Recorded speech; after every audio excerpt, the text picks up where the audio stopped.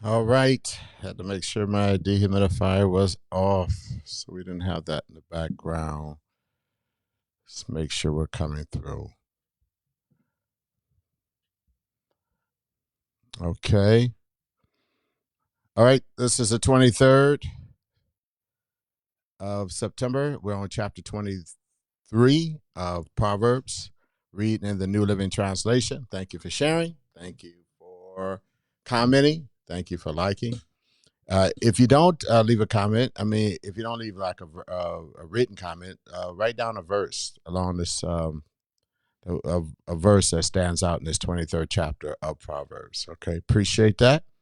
Let's get going. I'm doing something different. Usually I pre-read the chapters, and so I kind of know what I want to go back and highlight. But today I'm going to start from fresh. Just finished our workout, so I'm going to start from fresh. Okay, and having didn't pre-read this one before coming on, so we're going to read it together for the first time. While dining with a ruler, pay attention to what is put before you. If you are a big eater, put a knife to your throat.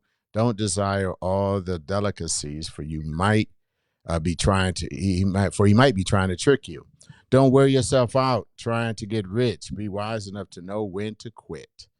In the blink of an eye, wealth disappears, for it will sprout wings and fly away like an eagle. Don't eat with people who are stingy. Don't desire their delicacies. They are always thinking about how much it costs. Eat and drink, they say, but they don't mean it. You will throw up what little you've eaten, and your compliments will be wasted. Don't waste your breath on fools, for they will despise the wisest advice. Don't cheat your neighbor by moving the ancient boundary markers or the borders.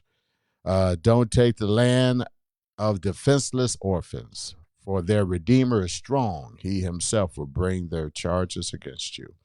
Commit yourself to instruction. Listen carefully to words of knowledge. Don't fail to discipline your children. The rod of punishment won't kill them.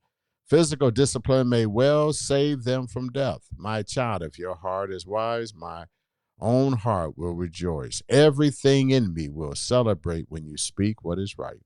Don't envy sinners, but always continue to fear the Lord. You will be rewarded for this, and your hope will not be disappointed. My child, listen and be wise. Keep your heart on the right course. Do not carouse with drunkards or feast with gluttons, for they are on their way to poverty, and too much sleep clothes them in rags. Listen to your father who gave you life, and don't despise your mother when she is old. Get the truth and never sell it, and get wisdom, discipline, and good judgment. The father of the godly children has cause for joy. What a pleasure to have children who are wise. Amen. That's verse 24. So give your father and mother joy. May she who gave you birth be happy. O my son, give me your heart. May your eyes take delight in following my ways. A prostitute is a dangerous trap. A promiscuous woman is as dangerous as falling into a narrow well.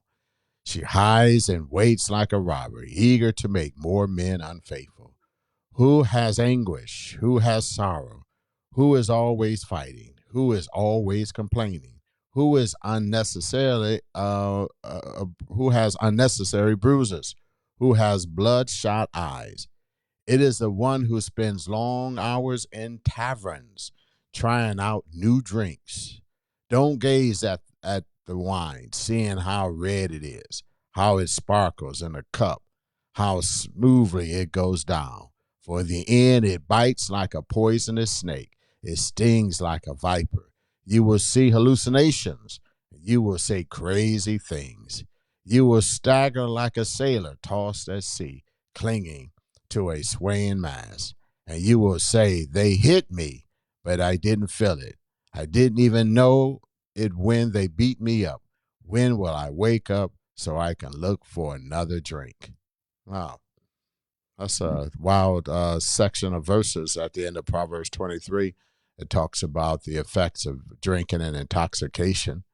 Kind of nails it. And you could really very easily make that apropos for today, uh, saying crazy thing or drunk texting. drunk calling, drunk DMing. So, yeah, yeah. So you get the message. So stay away from drunkenness, so you won't look like a fool. Amen. Amen.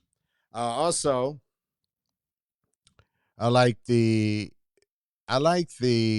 proverb, the second verse, because a lot of times it's been misinterpreted, or it's been lightly interpreted. Let me say that when it talks about when you sit at a table, don't give yourself to gluttony or hold a knife to your throat if you're given to gluttony. But what we leave off when we interpret that verse, we leave off the fact that this person has been seated at a table with influential people. And so what Proverbs is saying, say, hey, have manners about you. And if you're prone to overindulge yourself, uh, exercise extreme discipline, because you could actually embarrass yourself by overdoing it in the company of people who can lend you influence. In other words, have discretion, have manners. Don't wild out.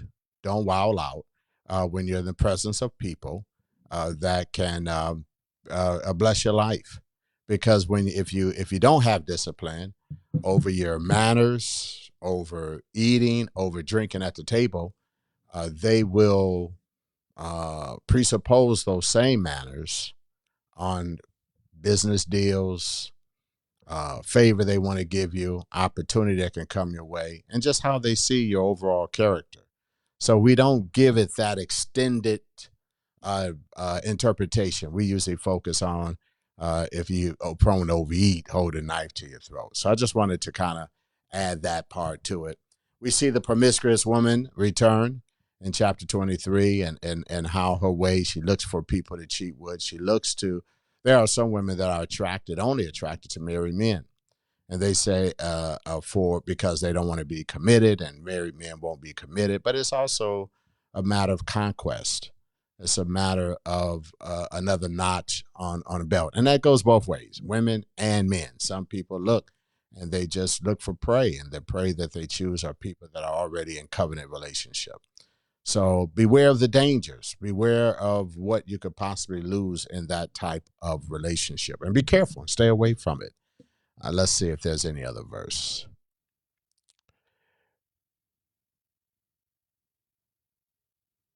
I think that's good.